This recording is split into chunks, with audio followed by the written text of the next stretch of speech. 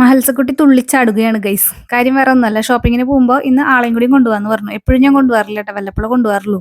അതിന്റെ ഒരു സന്തോഷ പ്രകടനമാണ് ആ കണ്ടത്. എനിക്ക് വീട്ടിലേക്ക് കുറച്ച് സാധനങ്ങൾ മേടിക്കാൻ വേണ്ടിയിട്ട് ഞാൻ പോയത്. കുറച്ച് പച്ചക്കറി, പിന്നെ പിന്നെ കുറച്ച് കുറച്ച് ഐറ്റംസ്.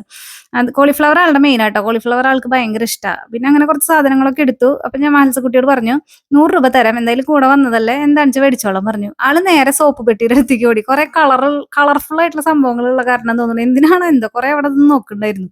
അത് കഴിഞ്ഞിട്ട് ദേ ഇതുപോലത്തെ ഒരു സംഭവം എടുത്തത് എന്താന്ന് എനിക്ക് മനസ്സിലായില്ല. ഇതൊന്നും മേടിച്ചൊന്നും ഇല്ല കേട്ടോ, ആകെ 100 രൂപയാണ് ആൾക്ക് കൊടുത്തേക്കണേ. പിന്നെ ആൾക്ക് ആവേശമായി, എന്തെടുക്കണ്ട ആൾക്ക് ഒന്നും മനസ്സിലാവണില്ല. കുറെ പോയി എടുക്കും, അവിടെ വെക്കും, അങ്ങനെ അങ്ങനെ ആള് നടക്കുക.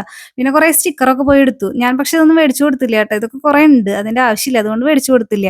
പിന്നെ എനിക്കൊരു ബുക്ക് മേടിക്കണമായിരുന്നു, ഞാനൊരു ബുക്ക് മേടിച്ചു. അത് കഴിഞ്ഞിട്ട് ഞാൻ മത്സ്യക്കുട്ടീനെ നോക്കുമ്പോൾ എന്തൊക്കെയോ ചോക്ലേറ്റ്സ് എന്തൊക്കെയോ നോക്കുന്നുണ്ട്. പിന്നെ ആൾക്കൊരു യോഗേർട്ട് വേണമെന്ന് പറഞ്ഞു. അങ്ങനെ ഒരു പീച്ച് ഫ്ലേവർ യോഗേർട്ടാണ് ആൾ സെലക്ട് ചെയ്തത്. അത് കഴിഞ്ഞിട്ട് പിന്നെ ഒരു ക്യാൻഡിയുടെ പേരെന്തോ സോർപങ്ക്, ഞാൻ ആദ്യമായിട്ടോ കാണുന്നത്. അതെടുത്തു. അതൊരു ഒരു പുളി ടേസ്റ്റ്, കുഴപ്പമില്ല. പിന്നെ ലാസ്റ്റ് ആളുടെ കയ്യിൽ ഒരു 10 രൂപ ബാക്കിയുണ്ട്, അതിനൊരു കിറ്റ്കാറ്റ് എടുത്ത് ആളത് അവസാനിപ്പിച്ചു ഷോപ്പിംഗ്.